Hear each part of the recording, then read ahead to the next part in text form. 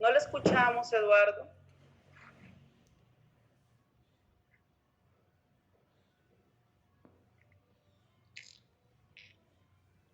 Habilite su audio porque no le escuchamos, Eduardo.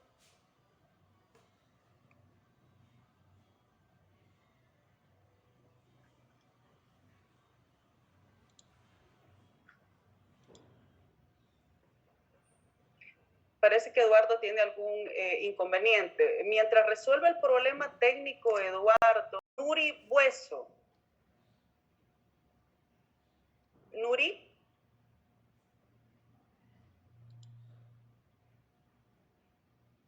Nuri Bueso.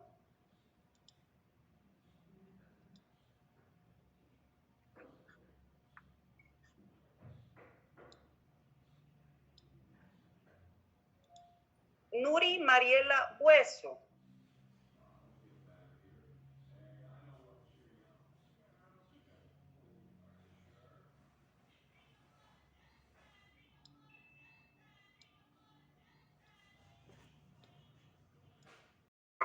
Bueno, yo el de la clase del lunes no pude entrar por un inconveniente, pero sí estuve leyendo las diapositivas y el miércoles pasado, si no me equivoco, vimos lo que eran las definiciones entre criminología y criminalística y cómo eran diferentes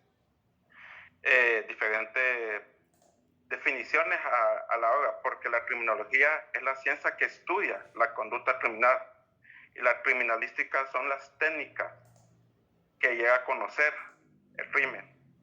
Vimos también lo que eran también definiciones de balística, medicina forense, estudios químicos de fluidos y todo eso. También hablamos sobre los términos, sobre la criminología y sobre algunos, se puede decir, personas que dieron estos términos. Por ejemplo, algunos que me acuerdo, si no me equivoco, es Mario Funes, que dio un término sobre la criminología, que es la ciencia cinética casual que explica la conducta criminal de las personas. Bien, Eduardo. No sé si estoy bien. Bien. Muchas gracias por su aporte. Nuri Bueso tiene el uso de la palabra. Gracias, Eduardo. Pendiente solventar ahí la situación esta de verificación de si está o no matriculado. Por favor, Eduardo, para evitar a futuro. Pero si gusta, y lo abordamos en la siguiente clase, si gusta, para que podamos avanzar con el contenido, Eduardo. Si desea, le envío un correo con la forma 03, o no sé si le parece. Vamos a verificar, porque ya eso es una cuestión vinculada con registro, ya no está en manos mías, pero lo miramos y lo comentamos en la siguiente clase, si le parece, para avanzar. Muchas gracias. A usted. Nuri Bueso.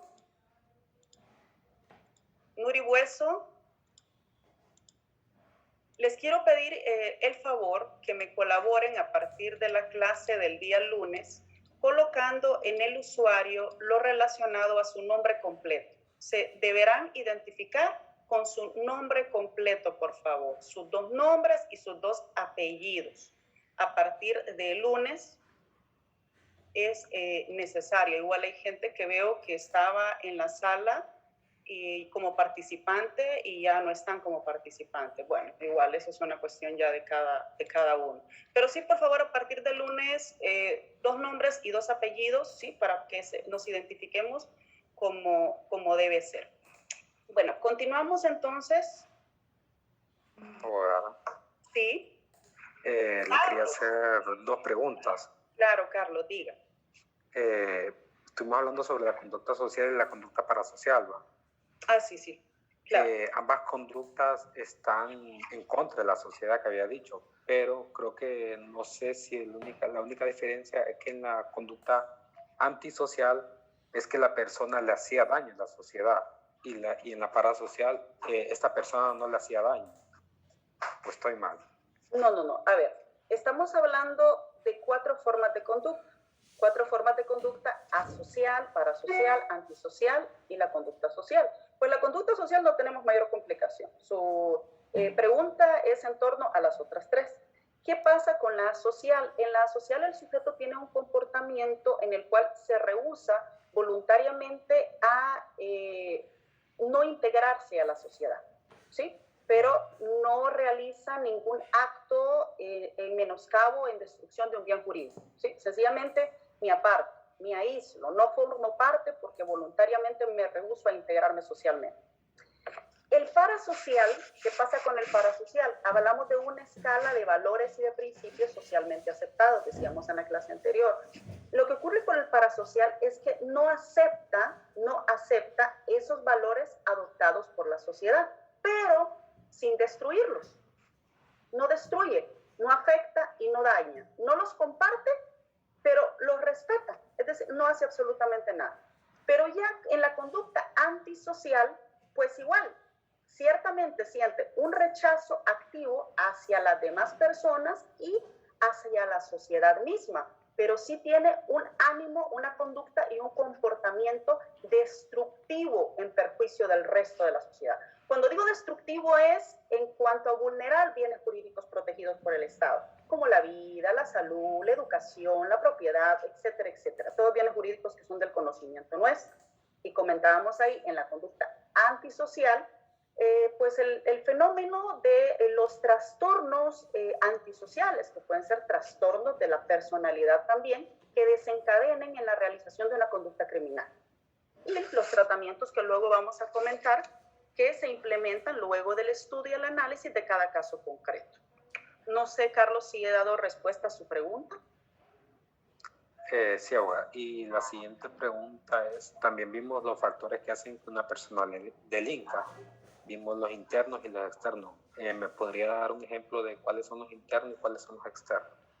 Bueno, en el tema de factores internos podremos hablar de una de las teorías de la bioquímica, ¿sí? Desde dentro hacia afuera. Por ejemplo, hablamos de un desequilibrio de lo que es la balanza bioquímica, una defectuosa metabolización o una inadecuada concentración en el organismo, por ejemplo, puede determinar importantes trastornos en el comportamiento, ¿sí? Es decir, una enfermedad o un trastorno mental, por ejemplo, desde dentro hacia afuera. Eso es un factor, ¿sí? Endógeno. Y el factor exógeno, por ejemplo, los componentes sociales, las relaciones, la familia, los amigos, el desempleo, las drogas, el internet. Es decir, todos pueden ser factores de criminalidad exógenos. O sea, ¿cuál es la diferencia? Endógeno y exógeno. Utilizando el término para ubicarnos, endógeno, ¿sí? De dentro hacia afuera, está conmigo a lo interno, ¿sí? Por ejemplo, un problema de índole psicológico, psiquiátrico, una descompensación o un desequilibrio producto, lo que decíamos ayer, de una hormona que está produciendo menos de los niveles, ¿sí? Del nivel óptimo que podría estar produciendo en su organismo una persona, y eso desencadenar o no conductas criminales. Entonces tenemos factores exógenos y factores endógenos. Luego vamos a ver un poco de por qué del delito, y vemos que hay un esquema multifactorial, y entre esos esquemas multifactoriales vemos los factores exógenos y los factores endógenos. Ya vamos a tocar, pero ya lo adelantamos un poquito a raíz de la intervención de Carlos. ¿Carlos? ¿Sí? Gracias, abogada. Bien. ¿Algún otro comentario, aporte, jóvenes? Caso contrario, pues continuamos. Solo quería, abogada, mil disculpas, es que no escuché, sí, mucho gusto.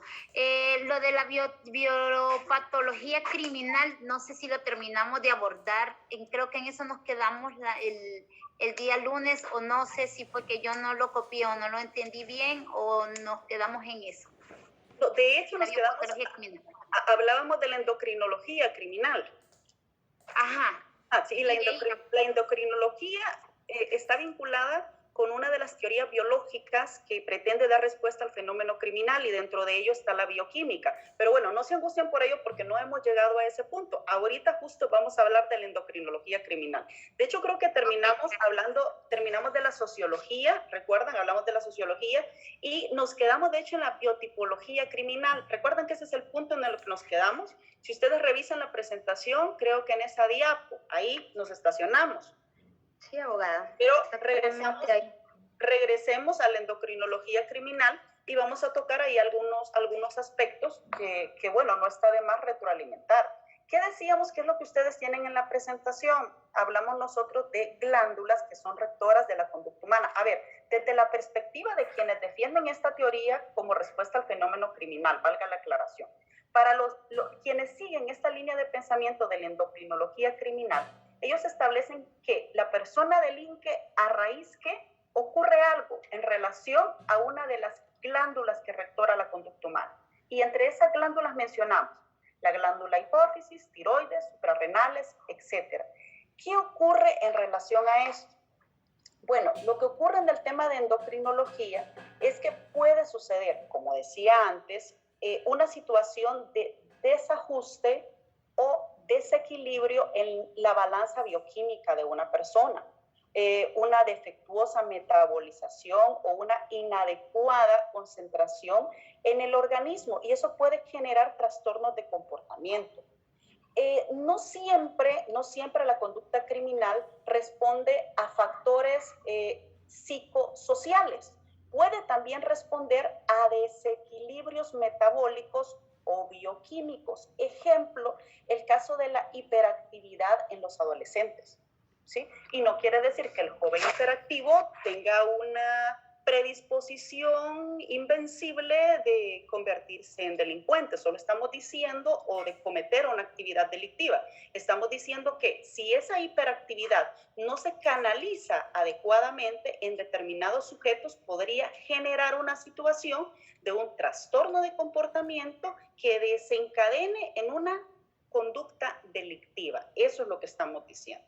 Eso es más o menos la línea de pensamiento que siguen los que ven o siguen esta visión de la endocrinología criminal, que está vinculada con lo que conocemos como la bioquímica. Bioquímica que forma parte de las teorías biológicas, pero básicamente la endocrinología a eso refiere. Y es también un esfuerzo de autores varios de poder dar una respuesta al por qué. Desde el punto de vista de ellos, la persona delinque. Desde luego vamos a ver que luego, como es un fenómeno multifactorial, cada una de las diferentes líneas de pensamiento, corrientes criminológicas, tiene su razón de ser. Tiene su razón de ser. A ver, no sé, comentarios en relación a lo dicho hace un instante. Continuamos entonces. No sé, Damaris, no, ¿verdad? No tiene ninguna participación. No. Bueno, abordado lo de la endocrinología, vamos a la siguiente diapo. Hablábamos de la biotipología criminal y es allí donde quedamos en la última clase.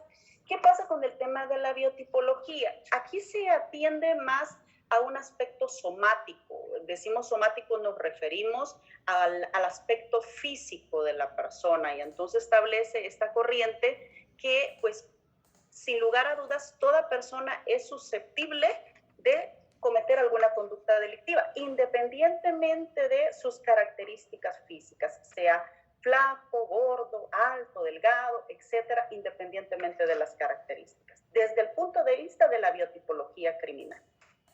Luego pasamos a la frenología. ¿Qué ocurre en el caso de quienes siguen esta línea de pensamiento de la frenología relacionada con las arrugas en la frente? Entonces, de que dependiendo, noten ustedes, de la profundidad, de la posición, de la longitud, entonces ese es un factor predisponente en la persona para cometer algún acto delictivo, con lo cual entonces básicamente pues todas las personas tendrían sin lugar a dudas un componente o un factor frenológico de cometer una actividad delictiva. No estamos diciendo, entonces, responde a ese factor, estamos diciendo todos esos estudios, esos análisis, esas conclusiones a las que ha llegado cada corriente criminológica para concluir a lo que finalmente, ¿verdad?, vamos a establecer al concluir este periodo académico. Avanzamos un poco más y entramos ya al tema de la perspectiva psicoanalítica, ya que hablamos de psicología criminal, siguiendo la teoría de Sigmund Freud. Y desarrolla Sigmund Freud, que nos quedan 10 minutos, eso no lo dijo Sigmund Freud, eso es ya el Zoom que me está diciendo que nos quedan 10 minutos. Bueno, pero concluimos aquí. ¿Qué ocurre en el caso de la psicología criminal? Para Sigmund Freud, la conducta humana, el aparato psíquico de la persona, se desarrolla en 3 partes. Y eso allí lo tienen en la diapo, así que no hay necesidad que ustedes lo anoten, ahí está resumidito. El ello, el yo y el super yo. ¿Qué representa cada uno de ellos? ¿Qué es el ello? El principio del placer, el instinto.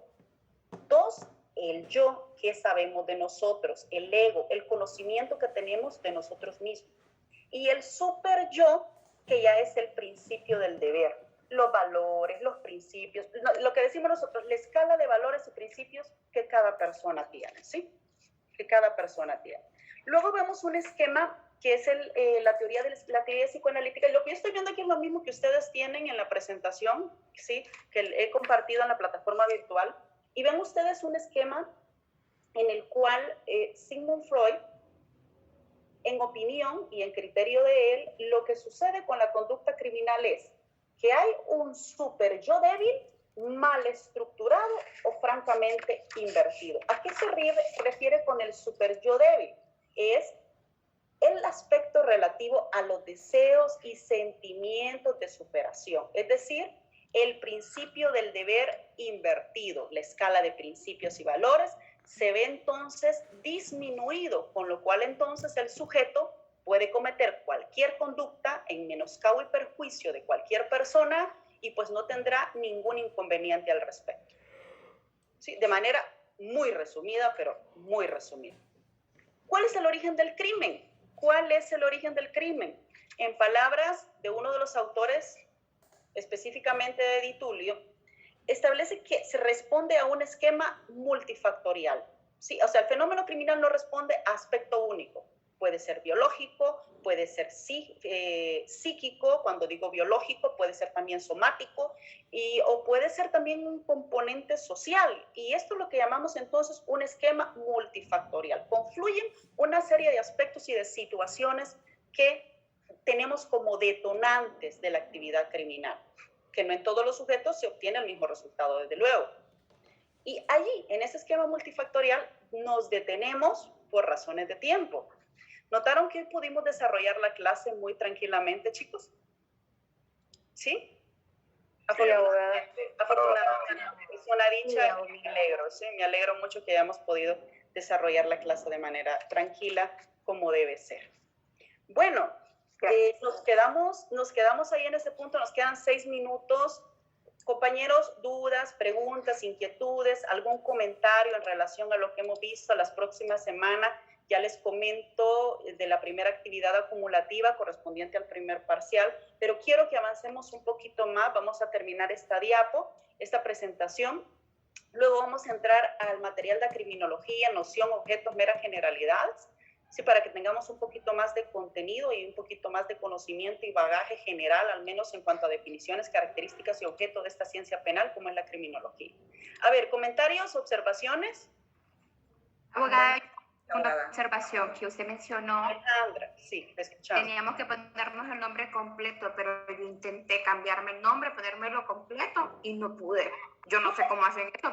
No sé si está desactivado eso. No, pero no se preocupen, Alejandra, igual por eso les pedí que a partir de lunes, sí, es una petición que les hago, por una cuestión de control también. La idea es que podamos tener una clase normal en cuanto a su desarrollo, entonces creo que considero que es necesario y pues así debe ser. Además, para efecto de listado de asistencia, a mí me facilita muchísimo, así que me conviene más para ese efecto también. Entonces ahí les pido la colaboración, igual la habilitación de cámara es muy importante.